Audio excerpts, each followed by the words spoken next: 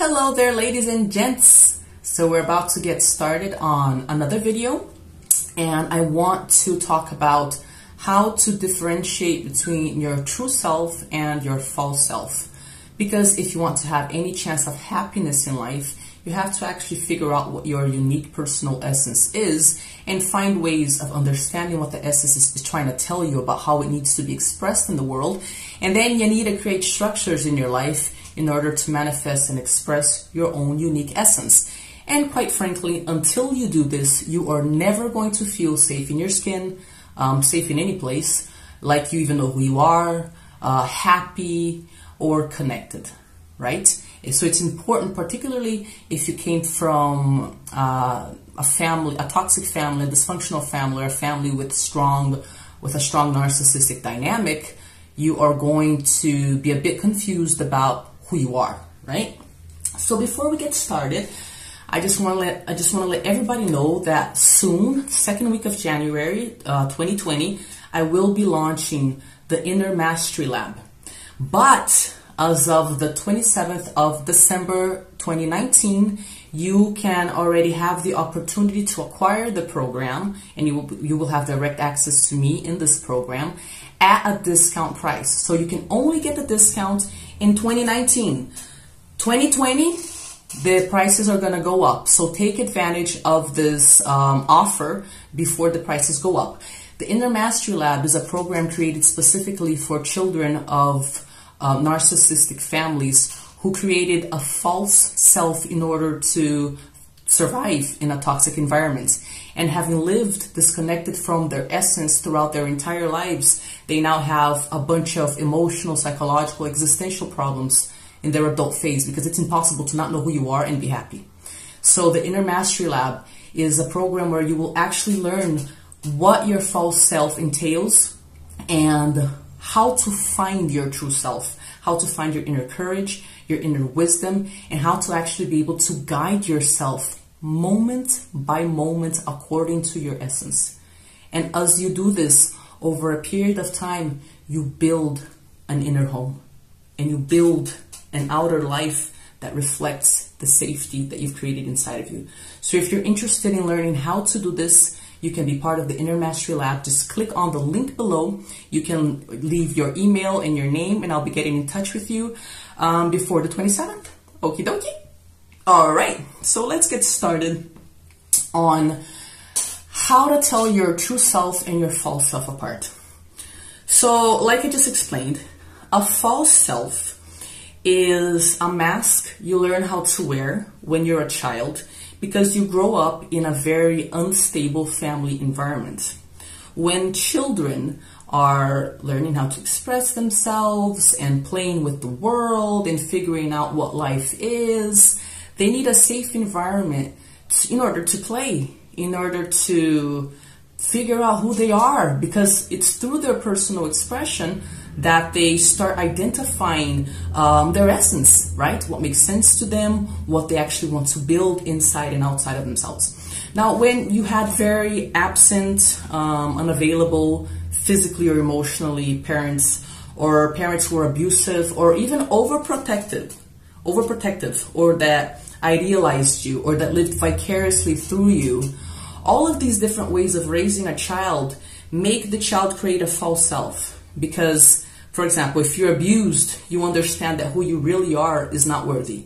So you create a mask that is designed to elicit less abuse from your abusers. You start hiding those parts of yourself that you think are responsible for getting you abused.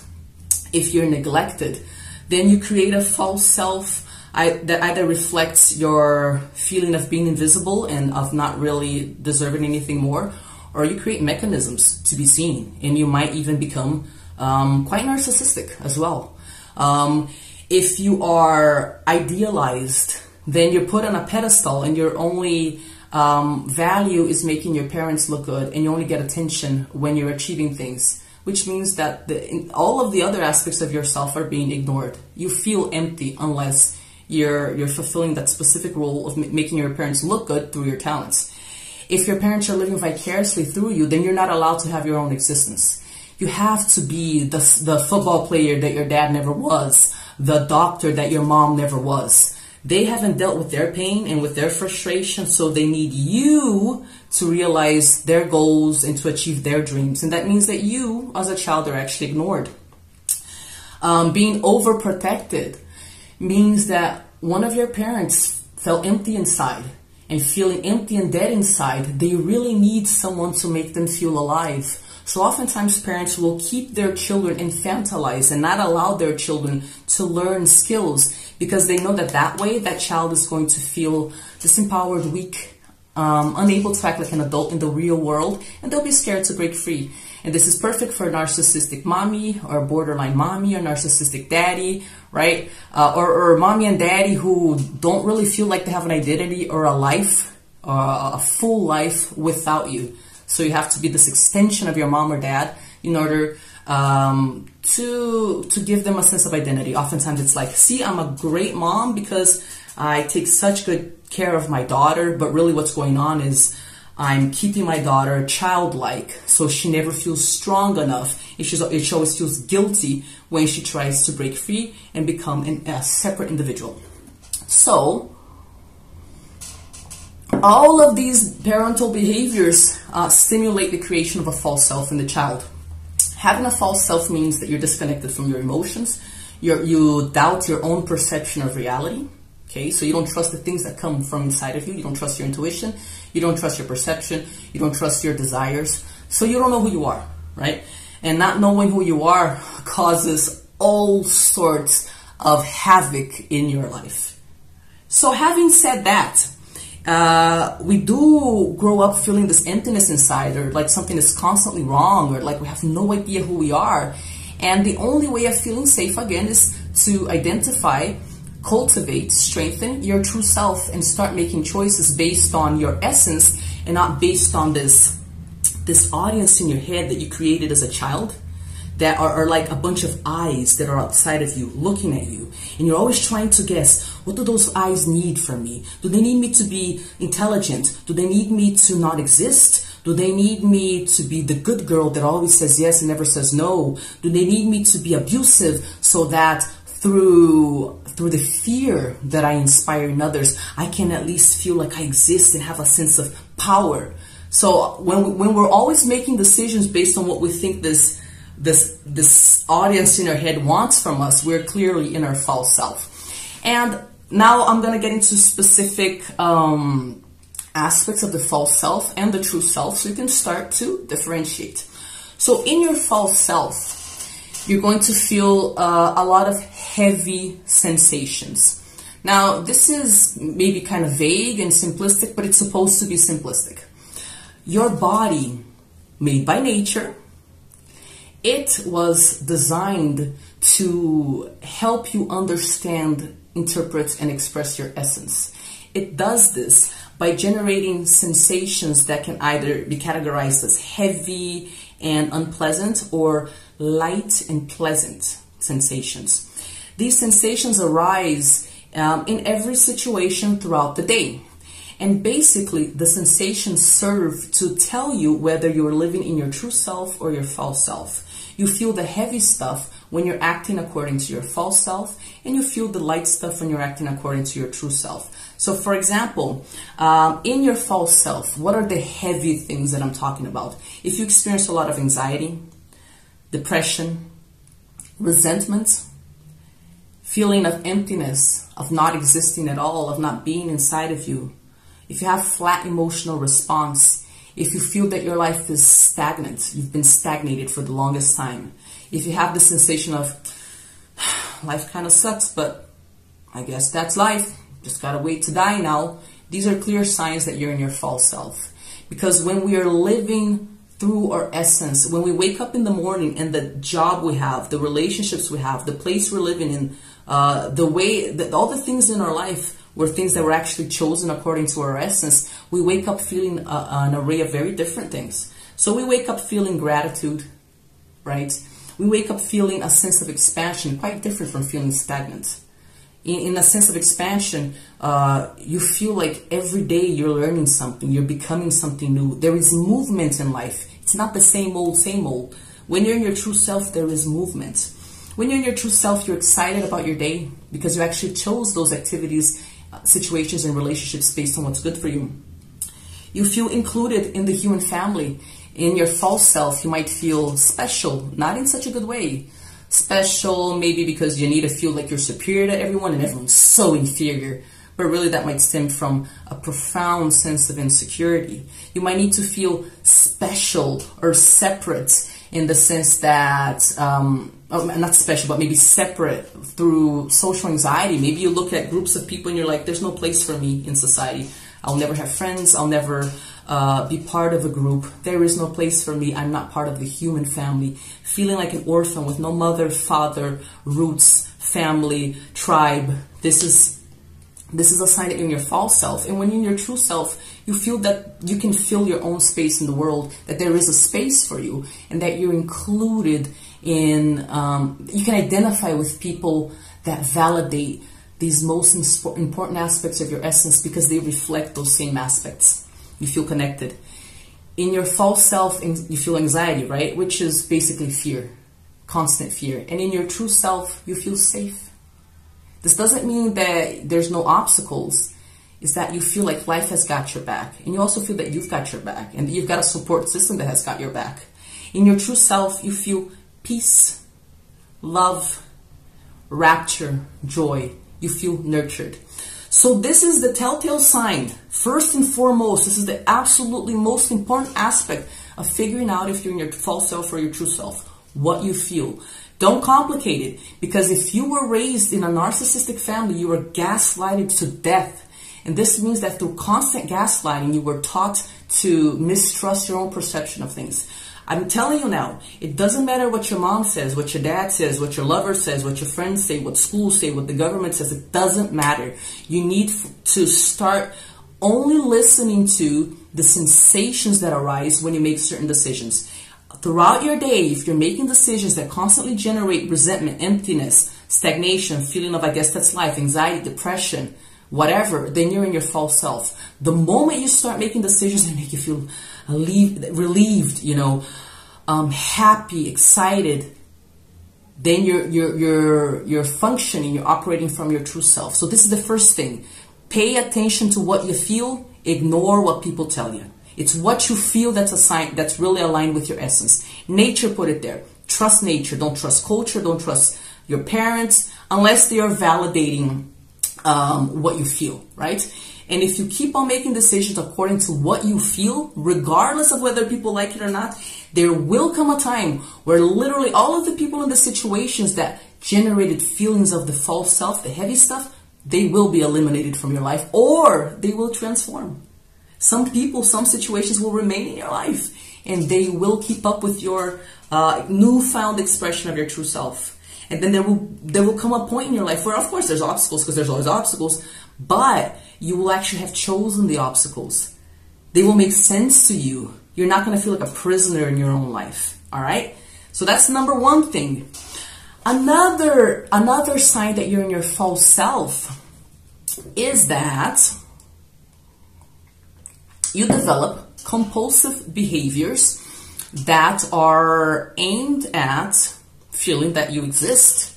Because a false self is a construct, it's this idea that you have of yourself, and it's not really who you are. You have to keep it alive. You have to keep it alive by acquiring constant narcissistic supply that validates the existence of your false self.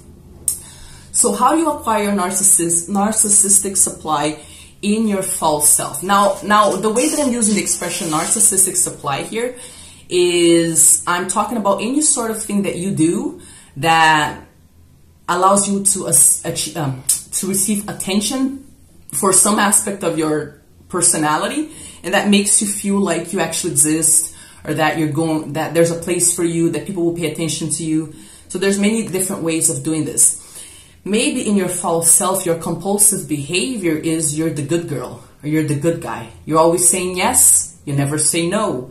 And the narcissistic supply that you derive from this is, see how I'm such a good person. Everyone validates that I'm a great person. I'm good. If everyone else is validating it, it must be true. Oftentimes you feel like you're a piece of shit. And you have these compulsive behaviors of always saying yes, yes, yes, yes, yes when you want to say no, because you suspect that maybe you really are a piece of shit. And if you don't constantly have this validation that you're not, ergo, the compulsive behavior, right? All of a sudden you feel like you don't exist at all, or maybe that's a validation that you're not such a good person after all. You might get your narcissistic supply from dominating others or the situation. You might be the person that demands that the other person not exist in order for you to exist, right? Because without having a sense of dominating, being above someone, you can't feel that you're safe at all. And this is a characteristic of the false self. It needs to be special somehow and separate. You're either going to have to see yourself as superior to everyone and disconnected that way, or inferior to everyone and disconnected. Guys, I'm so hot. I'm like sweating. I don't know if you can tell, but anyway, keep on going. Or you're going to feel like you need to be inferior to everyone, that you're not interesting enough, not worthy of love. In either case, in your false self, you don't feel like you're part of humanity. You're above or below. Whereas in your true self, people are not a threat for you. You're not looking to make yourself special. It's not like this absolute need that takes over you to see yourself as somehow different. No, in your true self, you see everybody's differences because everybody is unique, and this is not a threat for you. And you're actually happy that people have their own characteristics, and you feel perfectly safe to express your characteristics. In your false self, part of this feeling of specialness might mean that you feel like there's something wrong with you, right? And maybe you see certain characteristics that aren't very traditional, and you automatically come to the conclusion that this means that there's something wrong with you. In your true self, you can be weird and be okay with that, because you understand that diversity is part of reality. And there's no problem with you being kind of weird, kind of different. I remember I had so much social anxiety for so many reasons, but one of the reasons was I thought, you know what, I'm just too weird. I have weird hobbies, weird interests. People are not really gonna, identify with me. And that's not true at all. Now I'm like, yeah, I'm weird. And all my friends are weird. And that's great. And everyone's weird. And it's okay to be weird. You don't have to feel bad because you're weird. There's nothing wrong with weirdness. Really, we're all weird. So feeling safe to be unique is a sign you're in your true self. Another difference is that when you relate to people in your false self, these people are forced into roles that are going to help you kind of alleviate the specific pain points that you have.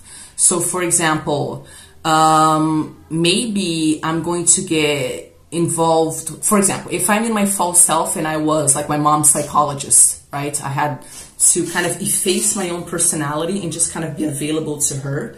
And then I create a false self around the idea of being a caretaker. And this is the way that I get validation and attention and love. I will find that in my relationships, I'm going to repeat that same sort of dynamics I had with my caregivers, because that's where I created a self-image where I learned that I only had any worth at all when I was a caretaker. So in my false self, all of my relationships are going to reflect this dynamics. I'm going to be the caretaker there, and I'm going to feel the same resentment that I used to feel, and I'm going to choose partners that are disempowered, that need someone to take care of them, and I'm going to keep repeating that same crap, right? Or I might even be like, in my false self, I learned in my childhood that love means feeling tremendous pain when you're with someone but still sticking it out. So I'm going to be in relationships where I'm going to choose people that I'm going to abuse because I want to repeat the dynamics that I had with my parents. And the people that I choose to relate with, to relate to, are going to be people who are going to validate that same self-image that I created, right? Now, when you're in your true self, you don't choose people to validate your self-image. In your true self, you experience a type of universal love that isn't specific to like a relationship between a man and a woman, or two men or two women or whatever, you know. This universal sort of love doesn't make other people succumb to what you need them to be so that you may continue seeing yourself the way you see yourself. in the universal love of your true self, you wish the same thing onto everyone. You wish the same blessing onto everyone. And the blessing is, may you feel safe to be yourself. And you do this with your friends, you do this with your partners, you do this with your children, you do this when you vote. You will vote according to ideals that create a safe haven for all sorts of expression. Because diversity, that which is different from what you expect, is no longer a threat. Let's see. What else have I got to say about this? Actually, that is all I'm going to say about this for the time being, because that's a lot of information, also because the video is long as heck, and because I want to end this video with the same thing that I started it with. I want to end it with, pay attention to the physiological and emotional responses you get as you make moment-by-moment decisions throughout your day. If you're to learn anything from this video, it's your body will confirm to you through heavy sensations or light sensations if you are aligned with your essence or not. Okie dokie, guys.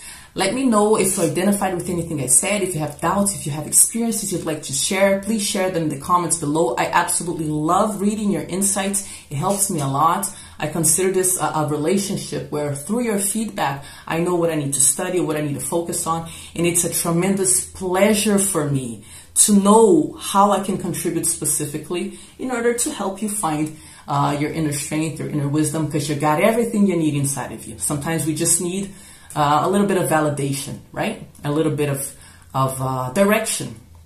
So if you want to learn tips for building a life according to your essence, according to who you really want to be, even if you have no idea who that person is, then maybe you might enjoy the Inner Mastery Lab. Remember, we are launching on the 27th of this month. You can get a discount price for the program, but starting January 2020, the prices will go up, and we'll be starting the actual program on the second week of January. Please leave your name in the link below, and I'll be getting in touch with you soon enough. If you like the video, like it, share it. It might be useful for someone else. And that's it. Subscribe to the channel, and we will keep on talking about narcissistic childhood recovery and all sorts of other things that might be useful for strengthening and expressing your true self. See you around.